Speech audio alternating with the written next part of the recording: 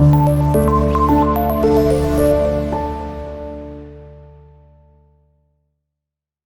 वालेकुम एवरीवन, मेरा नाम है मारूफ फारूक और इस लेक्चर में मैं आपको करवाऊंगी आपका चैप्टर 4 हजरत अस्मा रज़ी अल्लाह तआला अन्हा और उसका पार्ट है ग्रामर का ए, जिसमें उन्होंने हमें कुछ एक्सरसाइजेस दी हैं एब्स्ट्रैक्ट नाउन्स के बारे में। एब्स्ट्रैक्ट नाउन्स क्या है, इनको कैसे समझना है, वो मैं अभी आपको बताऊंगी।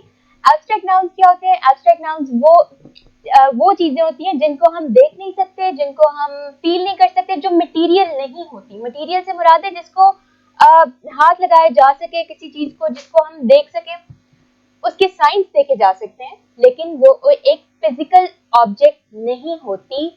अब एब्स्ट्रैक्ट नाउन की आगे कुछ टाइप्स है, आपको समझने में आसानी होगी। Number 1, quality. क्वालिटी का मतलब होता है खूबी, लेकिन इसमें खामी भी आ सकती है। अब उसमें क्या है, क्वालिटी में आ सकता है ब्रेवरी यानी कि बहादुरी। क्वालिटी में आ सकता है काइंडनेस, काइंडनेस यानी कि रहमदिली। क्वालिटी में और क्या आ सकता है? क्वालिटी में आ सकता है गुडनेस यानी कि अच्छाई। क्वालिटी में और हम ऐड कर सकते हैं सॉफ्टनेस, हार्डनेस, यानी कि किसी चीज की क्वालिटी, किसी चीज की खूबी। अब ये हमारे एब्स्ट्रैक्ट नाउन्स क्या क्यों है? क्योंकि ये कोई ऐसे फिजिकल ऑब्जेक्ट नहीं है। हमें इसके साइंस नजर आ सकते हैं, हमें इसके इशारात किसी चीज में नजर आ सकते हैं, किसी इंसान में नजर आ सकते हैं, किसी ऑब्जेक्ट में नजर आ सकते हैं, लेकिन ये इन इटसेल्फ कोई पर्टिकुलर ऑब्जेक्ट नहीं है। अगला हमारा जो इसकी अगली टाइप आ जाती है वो है एक्शन। एक्शन का मतलब होता है कोई काम। इसमें क्या आ जाएगा? फाइट। अच्छा, फाइट का मतलब होता है लड़ाई। फाइट तो वर्ड्स में भी आती है, तो फाइट एब्स्ट्रैक्ट नाउन में कैसे आ गई? फाइट जब हम वर्ब के तौर पे इस्तेमाल करेंगे तो हम लिखेंगे प्लीज प्लीज स्टॉप फाइटिंग, यानी कि लड़ना बंद कर दीजिए, तो वो हमारा वर्ब हो जाएगा।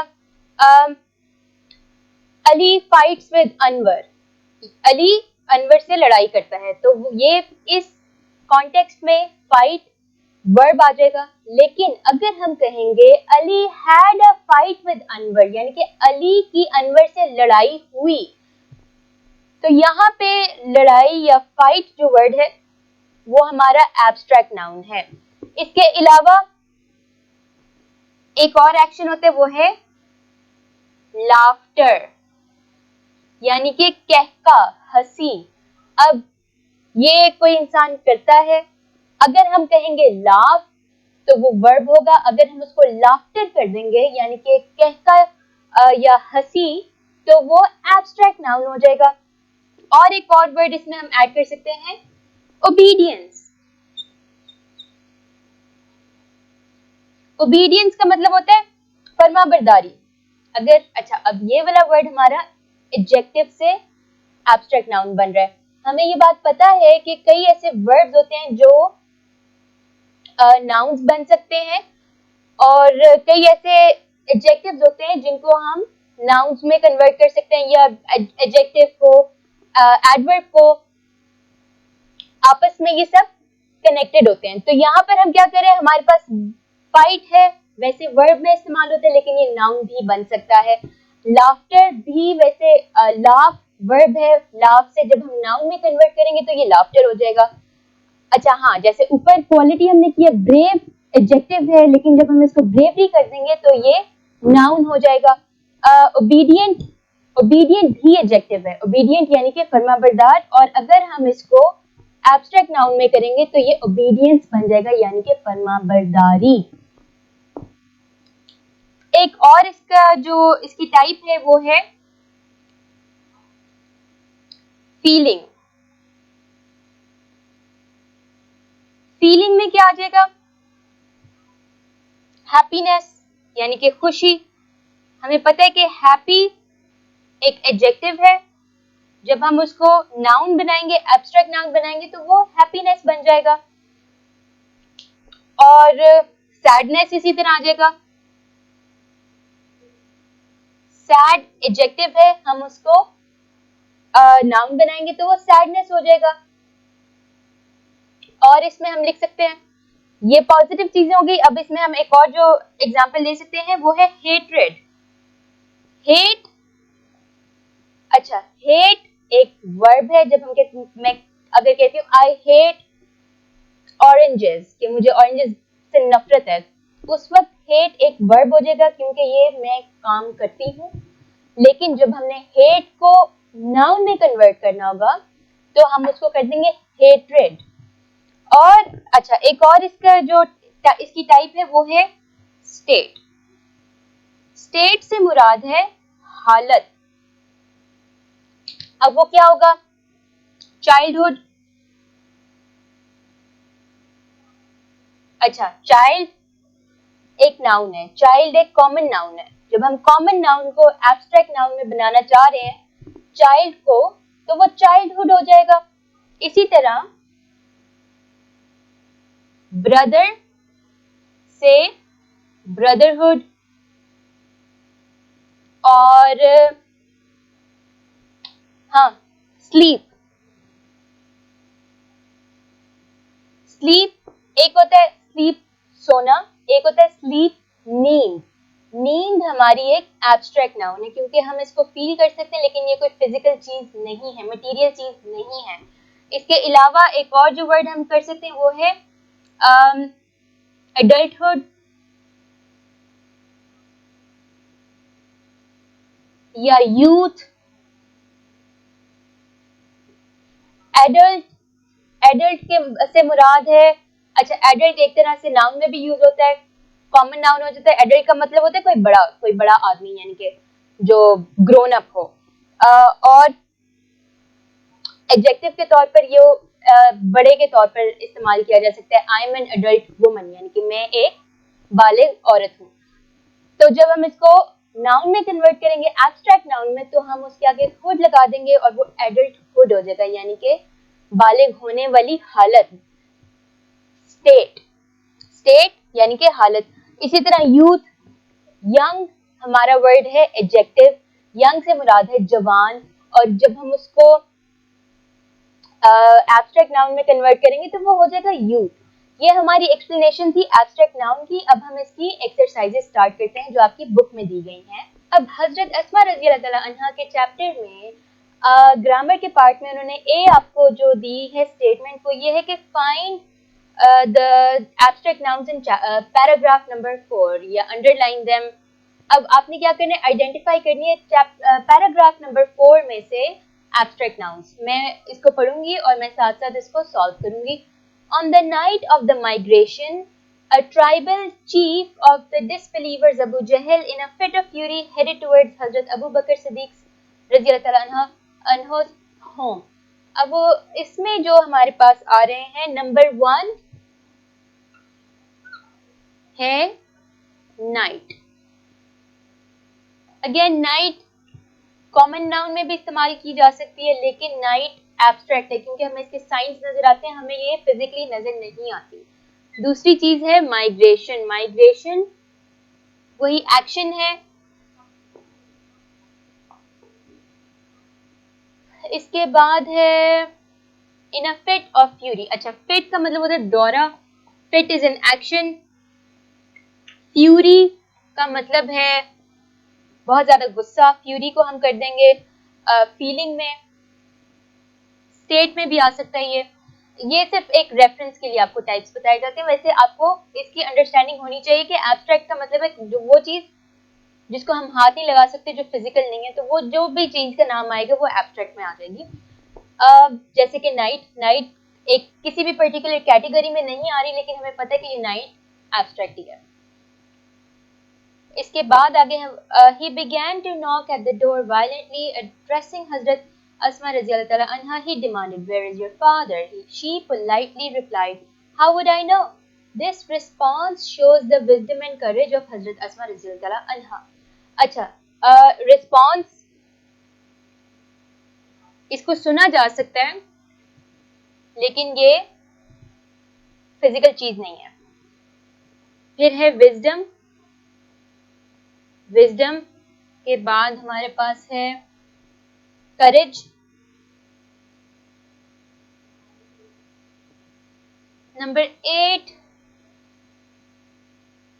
she didn't make a statement that would give him a clue, statement और clue।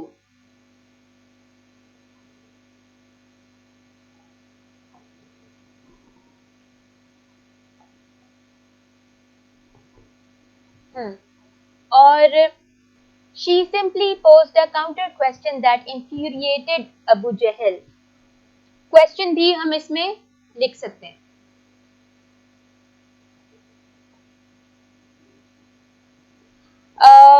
क्योंकि क्वेश्चन स्टेटमेंट है, बात है, बात देखी नहीं जाती, बात सुनी जाती है, बात कोई फिजिकल चीज नहीं है। फिजिकल से मुराद है जिसको आप हाथ लगा सकें, जो एक अपनी फॉर्म में, फिजिकल फॉर्म में मौजूद हो, मटेरियल फॉर्म में मौजूद हो। She simply posed a counter question.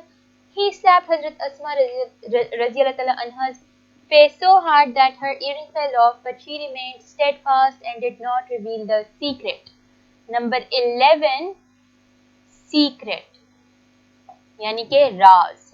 ये आपके तमाम ये आपकी पूरी लिस्ट है पैराग्राफ नंबर 4 के एब्स्ट्रैक्ट नाउन की। अब हम इसका पार्ट बी करते हैं।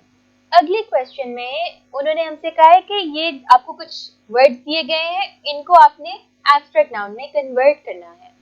अब पहला वर्ड हमारे पास है करेजियस। करेजियस का मतलब होता है बहुत ज्यादा बहादुर। करेजियस हमारा एडजेक्टिव है। अब इस एडजेक्टिव को जब हम एब्स्ट्रैक्ट नाउन में कन्वर्ट करेंगे तो हम सिंपली इसको कर देंगे करेज, जैसे कि हमने अभी इससे पिछले क्वेश्चन में वर्ड लिखा है। अगला वर्ड भी हमारे पास एक एडजेक्टिव है और वो एडजेक्टिव है एम्प्टी। एम्प्टी का मतलब होता है खाली, और इसको हम जब एब्स्ट्रैक्ट नाउन में कन्वर्ट करेंगे तो हम लिखेंगे एम्प्टीनेस, यानी खालीपन, किसी चीज का खाली होना। अगला वर्ड है डिफिकल्ट। डिफिकल्ट भी एक एडजेक्टिव है। डिफिकल्ट का मतलब होता है मुश्किल, और डिफिकल्ट को जब हम एब्स्ट्रैक्ट नाउन में कन्वर्ट करेंगे हम लिखेंगे डिफिकल्टी। सिंपली एंड पे वाई ऐड कर देंगे। अगला वर्ड है जेनरस। जेनरस का मतलब होता है सखी। अगेन एक और एडजेक्टिव है। इसको जब हम एब्स्ट्रैक्ट नाउन में कन्वर्ट करेंगे तो हम लिखेंगे जेनेरोसिटी। जेनेरोसिटी, सखावत, वेरी सिंपल, ठीक है। अगला वर्ड है रेजोल्यूट। रेजोल्यूट का मतलब होता है किसी चीज पर पुख्ता इरादे के साथ डट जाना। हाँ, रेजोल्यूट यानी कि डटा हुआ और या साबित कदम। रेजोल्यूट को जब हम करेंगे एब्स्ट्रैक्ट नाउन में, जब हम रेजोल्यूट एडजेक्टिव जो कि है उसको एब्स्ट्रैक्ट नाउन में करेंगे तो हम लिख देंगे रेजोल्यूशन। रेजोल्यूशन का मतलब होता है कि कोई आपका पक्का इरादा। रेजोल्यूट का मतलब है कि साबित कदम, और रेजोल्यूशन होता है साबित कदमी। अगला वर्ड है सफर। ये पूरी लिस्ट में एक ही वर्ब है। सफर का मतलब होता है किसी चीज से किसी मुश्किल वक्त से गुजरना, किसी मुश्किल वक्त को बर्दाश्त करना। अच्छा, सफर को हम सिंपली सफरिंग कर देंगे, लेकिन ये वर्ब नहीं है। सफरिंग वर्ब ही हो सकता है, यानी कि I am suffering from a hard time, कि मैं एक मुश्किल वक्त से गुजर रही हूँ। लेकिन जब हम इसको एब्स्ट्रैक्ट नाउन के तौर पे इस्तेमाल करेंगे तो हम कहेंगे I hope to lessen your suffering and hardship, कि मैं आपकी मुश्किलात को कम करने की उम्मीद रखती हूँ। हार्डशिप भी वही होता है, सफरिंग भी वही होता है। ये आपके एब्स्ट्रैक्ट नाउन्स का टॉपिक था। इसके बाद एक छोटा सा पार्ट सी है, वो भी कर लेते हैं, इसको इतना टाइम नहीं लगेगा। आर्टिकल्स का पार्ट है, उसकी तरफ चलते हैं। अच्छा, पार्ट सी में हमसे कहा जा रहा है put articles where required. Articles होते हैं हमारे अ, एन और द। आर्टिकल से मुराद है अ, एन या द। और ये हम कहाँ पर यूज करते हैं, ये आपको इस एक्सरसाइज में समझ आएगा। नंबर 1 उन्होंने हमें दिया हुआ, trees are grown on either side of the canal. उन्होंने कनाल के साथ द नहीं लगाया हुआ। मैं आपको बताती हूँ कि यहाँ पर क्यों लगेगा the. Trees are grown on either side of the canal, क्योंकि कनाल क्या होती है, नहर। और अब जब हम कनाल की बात करें तो हमें पता है कि ये एक पर्टिकुलर कनाल है जिसकी बात की जा रही है, और उसमें उसके इर्द गिर्द दरख्त लगाए जा रहे हैं। अगला हमारे पास है, her courage and patience are exemplary. इसमें कहीं पर भी नहीं आएगा कोई आर्टिकल। उसकी वजह यह है कि हर करेज, हर आ रहे इसके साथ, हर के बाद अ या द नहीं लग सकता। Her courage and patience are exemplary, exemplary से पहले भी नहीं आएगा क्योंकि ये एक एडजेक्टिव है। कुछ एडजेक्टिव्स के साथ आता है, कुछ के साथ नहीं आता, इसके साथ नहीं आएगा। Number 3, kindness and tolerance are noble deeds. इसमें भी कहीं आर्टिकल नहीं आएगा। अगला है हमारे पास, higher you go cooler it is. अच्छा, इसमें क्या है, इसका मतलब है जितना ऊंचा आप जाएंगे उतनी ज्यादा सर्दी होगी। तो जब हम इस तरह का कोई सेंटेंस लिखते हैं तो ये होगा, द हायर यू गो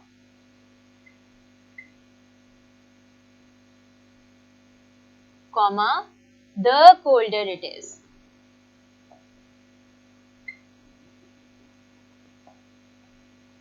यानी कि जितना आप ऊपर जाएंगे उतनी सर्दी होती जाएगी। जितना और उतना में जब हम लिखते हैं तो the higher the colder. He is tallest boy in his class. अच्छा, अब यहाँ पर जो वर्ड टॉलेस्ट है ये एक सुपरलेटिव एडजेक्टिव है। सुपरलेटिव एडजेक्टिव होते हैं जिसके एंड पे ईएसटी आता है, जिसका मतलब है कि सबसे टॉप पे ही है ये चीज, ठीक है। तो सुपरलेटिव एडजेक्टिव के साथ हमेशा द यूज करते हैं। तो हम लिखेंगे, he is the tallest boy in class. फिर हमारे पास है नंबर 6। नंबर 6 में वो कह रहे हैं, डॉग इज फेथफुल एनिमल। तो हम इसको कर देंगे, dog is a faithful animal. के जब हम इसको उर्दू में भी बोलेंगे तो हम कहेंगे, कुत्ता एक वफादार जानवर है, एक वफादार जानवर है, अ faithful animal. Number 7, Indus is largest river in Pakistan. Indus is the largest river, क्योंकि लार्जेस्ट भी हमारा एक सुपरलेटिव एडजेक्टिव है।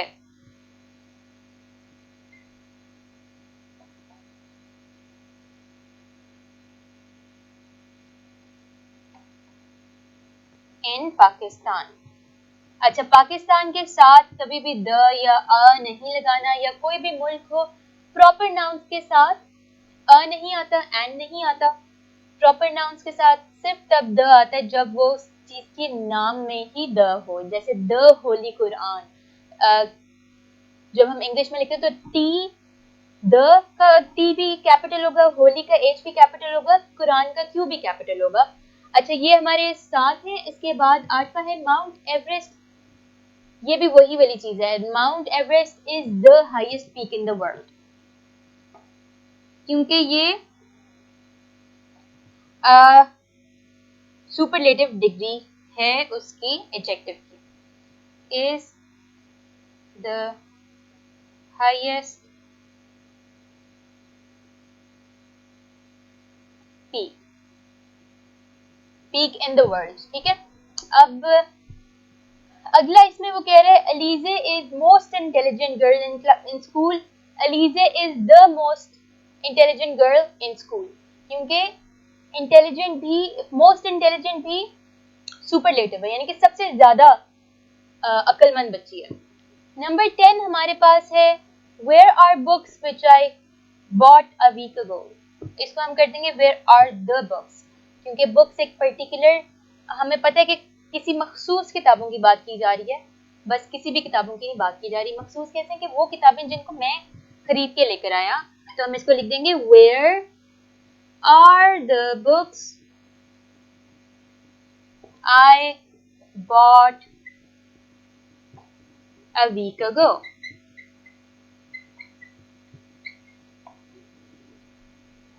ये हमारे ग्रामर के पार्ट ए, बी और सी थे। इनको प्रैक्टिस करें। मैं आपसे मिलूंगी अगले लेक्चर में अगली एक्सरसाइज के साथ। तब तक के लिए अल्लाह हाफिज।